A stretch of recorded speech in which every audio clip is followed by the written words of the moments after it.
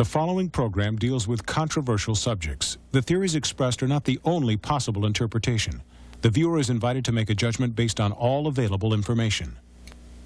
Tonight on Sightings, do deadly apparitions haunt Alcatraz prison? There are at least 100 ghosts here. Our investigative team, led by a paranormal expert, comes face to face with a frightening entity. Then, since 1991, thousands of Mexican citizens have witnessed UFOs and captured them on videotape. What could it mean? Find out tonight.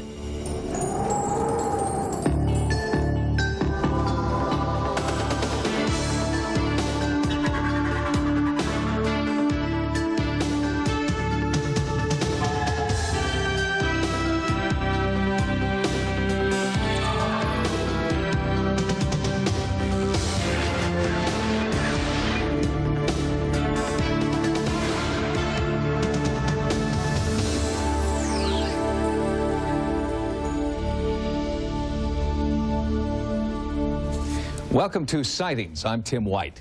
We begin a new series of investigations tonight with a trip to Alcatraz. Since the world's most infamous prison was opened to the public in 1973, some visitors claim to have felt the ghostly presence of long-dead inmates. Well, Park Service officials won't comment, so along with the Sightings investigative team, I went to Alcatraz. There's a strange pull you feel viewing this imposing outpost from shore. It was once the toughest prison in America, home to Al Capone, Machine Gun Kelly, and the Birdman of Alcatraz. It started in the 1850s as a military fortress defending San Francisco Bay. We're in the guardhouse, built in 1857. It was intended to be used as a defensive point. There was a gun that would have been mounted here, but it never got used. Instead, this was turned into the first cell block on Alcatraz in 1863. Insubordinate soldiers were locked away in tiny cells, measuring only 3 by 6 feet. They were beaten, chained to the walls, and forced to endure hard labor on the rock. Alcatraz boomed, and by 1909, the cell house that dominates the top of the island had been built for the incarceration of military prisoners. Alcatraz remained a barbaric military prison until the 1930s, when social upheaval reached a peak and mobsters ruled the big city streets. The Justice Department requested that the military surrender the island, and Alcatraz was transformed into a maximum security prison, the last stop for America's most hardened criminals. The monsters of society were stored here until 1963, when the prison closed. Alcatraz was opened to the public in 1973 and attracts 4,000 tourists a day. There are reports that Alcatraz is haunted. Could the pain and suffering endured by prisoners at Alcatraz still exist today in the form of ghosts? When you walk in, it's really dark and it's very cold in there, and I got the chills and I had to leave. I didn't like it at all. Normally I don't believe in ghosts, but in a place like that where there have been so many violent deaths and the kind of people that were there, you know, it's quite possible. I think it's a natural idea that when you come onto the island, you're going to be experiencing something a little special, you know, a little extra. Sounds of a cell door closing, somebody appearing and then disappearing. Those type of things would really send chills up your spine. Ray Polo, a former Park Service ranger on the island, claims many ghostly encounters have occurred. But for the past 19 years, the Park Service has refused to talk about reports that Alcatraz is haunted. Official policy about ghosts on Alcatraz is we would say that, in effect, well, maybe things had happened, maybe they didn't. It's just something that it wasn't officially sanctioned. Are there ghosts on Alcatraz? We asked nationally renowned psychic investigator Peter James to spend a night on the rock. I walked with Peter as he tried to communicate with what he calls entities inside Alcatraz. As we walked through the cell blocks, Peter began to hear what he felt were the voices of tortured spirits. Alcatraz was a place that drove men mad. Military prison. There's pain, and I'm in pain, and there's blood here. I couldn't break out of the prison.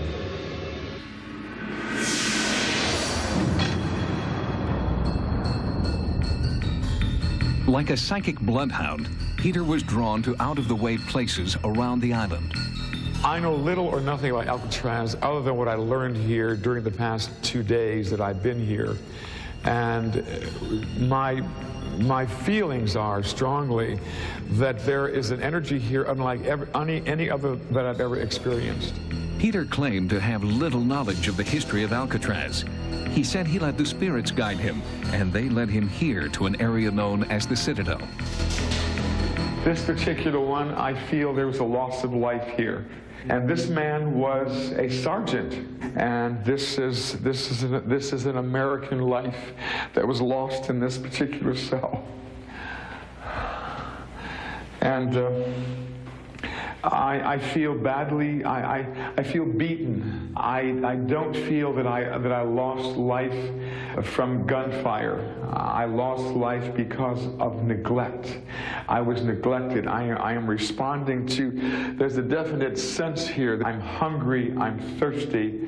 There could not be any crime in the world worth the punishment that I feel this entity endured.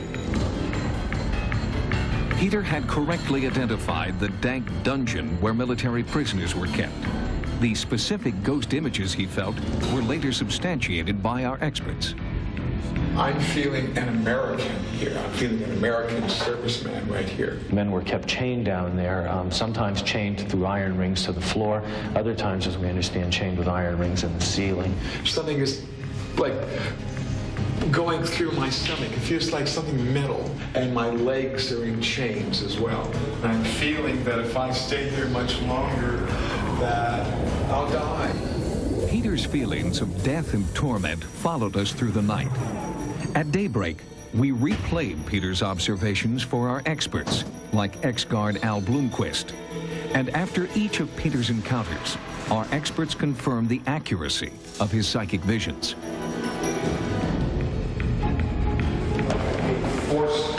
To comply with these orders that I'm being given, and I feel like I'm being trapped here in this particular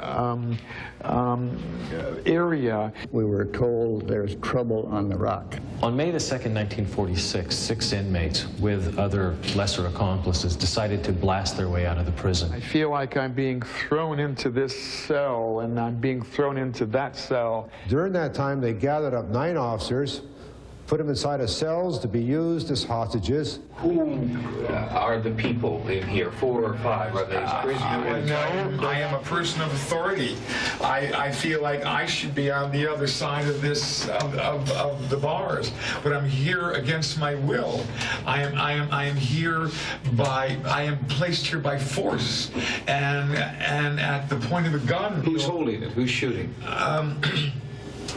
I feel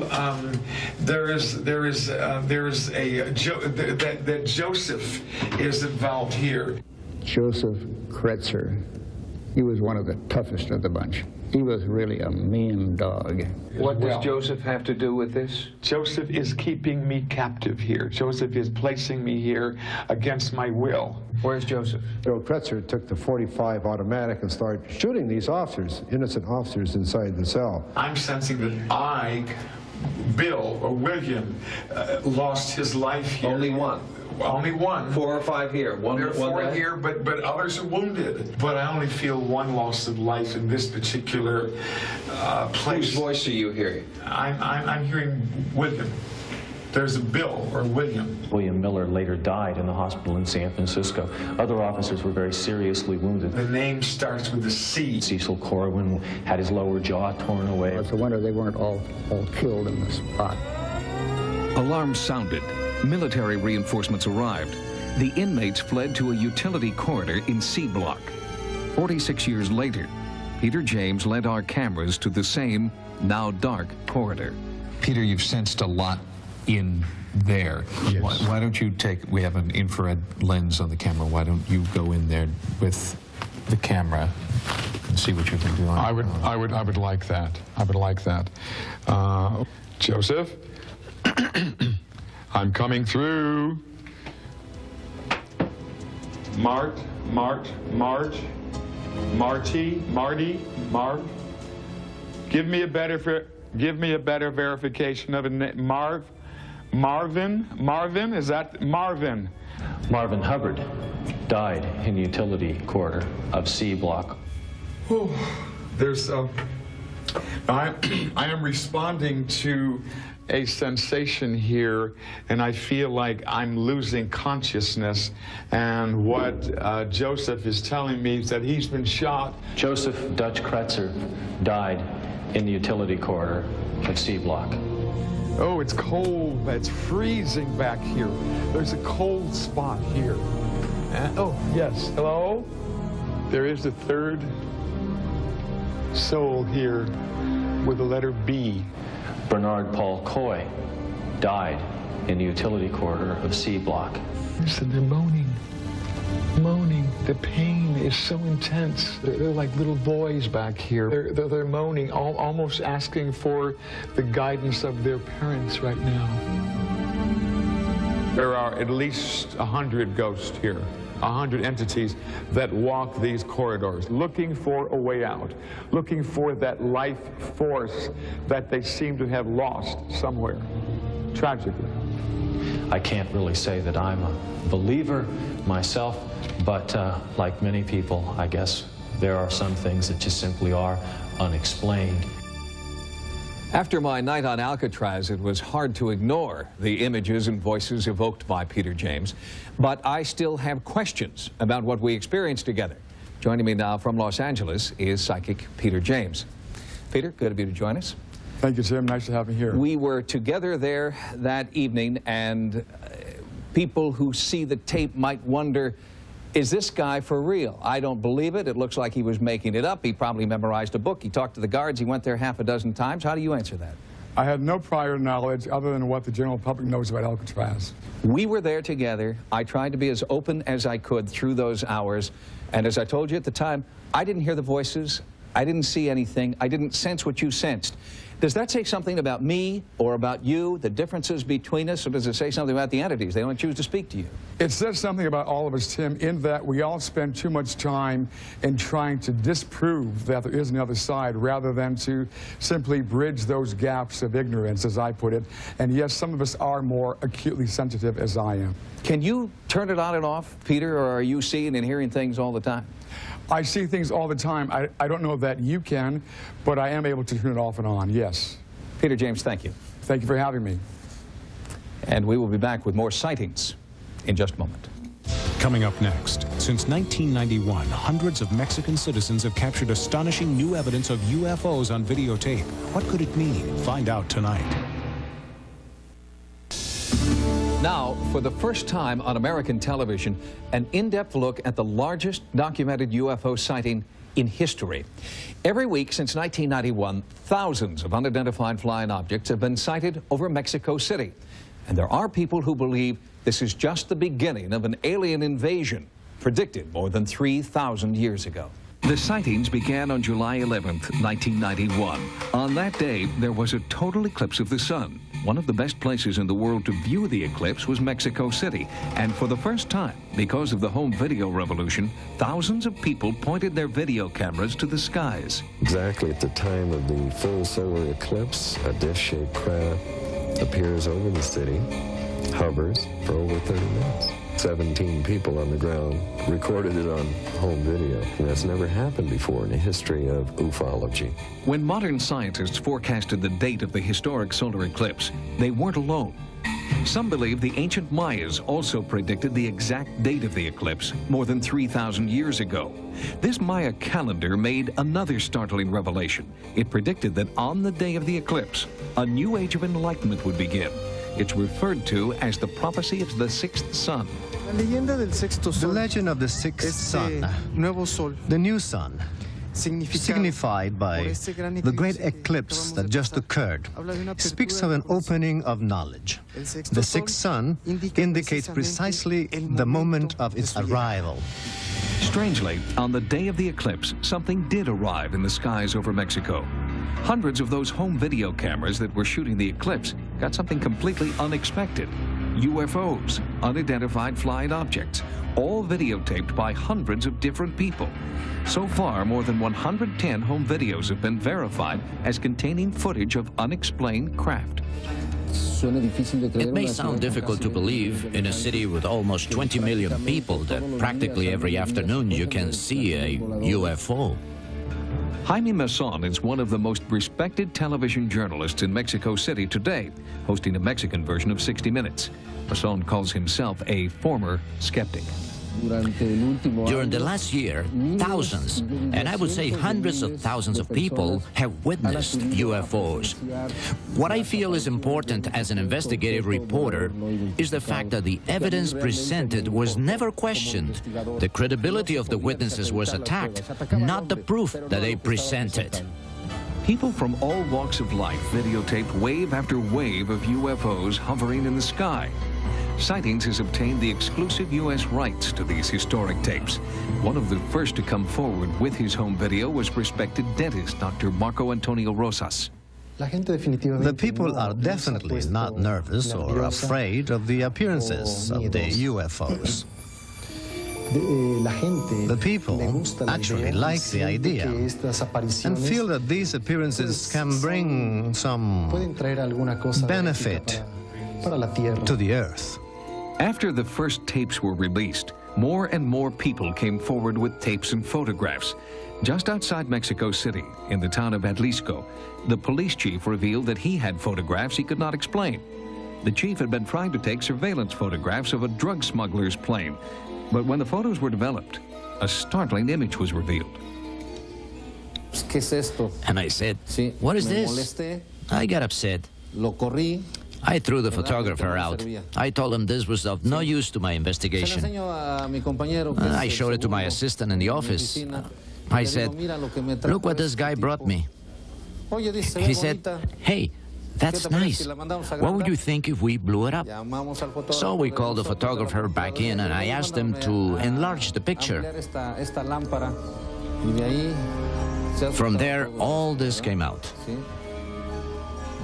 The truth is, I still don't know what's in that picture. It's a mystery to me. Since the eclipse, the UFO sightings have continued week in and week out, and the acceptance of the phenomena by government officials has made even the most reticent eyewitnesses willing to come forward. Padre Ferrer, a priest at a local Catholic church, has seen and recorded these mysterious UFOs. Christ speaks of his kingdom as not being from this world, that his angels would help him. But these writings are very dangerous and I don't like to use them. But I believe that there is a possibility. I believe there are a lot of possibilities. I came out to take a video of that pine tree against the light. When I came up, I saw the light appear over the mountain over there. It was not an ordinary light. It was blue and very intense. I've never been afraid of something like this. On the contrary, what I've been able to observe has been wonderful. Once a philosopher said, "If God is outside of the truth, I'll stay with the truth." So I feel there is no contradiction. Unlike the U.S., where UFO controversy most often takes place outside the media mainstream, the Mexico mass sightings are discussed openly on national television. Not everyone agrees the UFOs are extraterrestrial craft. But in Mexico, healthy debate on the true origin of these UFOs is encouraged. So, to rule out the possibility that these UFOs are conventional aircraft or an organized hoax, we had our videotape footage analyzed by David Froning, retired chief scientist at a major aerospace firm. As far as the pictures of in-flight videos, this is about as good as I've seen. They demonstrate a field propulsion and technology that's far beyond anything that I'm aware of that we have today. Most scientists look at these things as not that these are phenomena that violate known physical laws, it's just that they're phenomena that our known laws cannot explain right now. If these craft do defy the laws of physics as we know them, could they be alien spacecraft? Do they portend a visitation by an enlightened civilization, as some believe? Since our investigation, the sightings have gained international notoriety. 2 crews from Japan and a European team are there now. We'll keep you updated on their findings. Coming up next, a special Sightings UFO update. One of our viewers captures startling footage of a UFO from his backyard in Southern California. The unprecedented documentation of sightings in Mexico demonstrates that home video cameras are revolutionizing the study of UFOs. Just recently, one of our viewers captured a UFO on tape and immediately sent it to us. But when we first seen it, it was towards that area over here to the west, and it was moving real slowly, hovering and stopping, hovering, stopping. When it got to about this area here, it just zoomed that way real fast, and it stopped and just started blinking on and off. The Rosas family was enjoying an evening swim at their home in Fontana, California, when this UFO appeared to hover over them for about 4 minutes. Look, it's moving fast now, isn't it? It got 4 spots, Grandpa. Look at. Santos Rosas describes the object as a glowing orange, square-shaped craft. There's no way it could have been a helicopter or an airplane because it didn't have no strobe lights on it, and it didn't make no noise. To me, it was a UFO because there was no jet. There wasn't a helicopter. I know that. Well, we were stunned because we'd never seen anything like this before. And all my grandsons and my daughter and my wife, they couldn't believe it. I couldn't believe it. I still don't believe it. Is this light a UFO? The Fontana Police Department couldn't explain it, and a call to military bases operating in the area would not identify this sighting as a military craft. If you've videotaped what you believe to be a UFO, or if you've had any type of unexplained paranormal experience you'd like to share, our Sightings investigative team wants to know. To report your sighting, please call 1-900-740-SIGHT, 1-900-740-SITE. The call costs 75 cents per minute. Average call lasts 2 minutes. The number again to report your paranormal experiences, 1-900-740-7483. Must be 18 years or older. Join us next time for new investigations. For Sightings, I'm Tim White. Good night. Tomorrow, an amusement park accident leaves a woman hanging from a cable high atop a Ferris wheel. See actual footage of emergency crews trying to reach her before it's too late on Code 3. Right after a full hour of Cops tomorrow. Now, stay tuned for more Sightings next.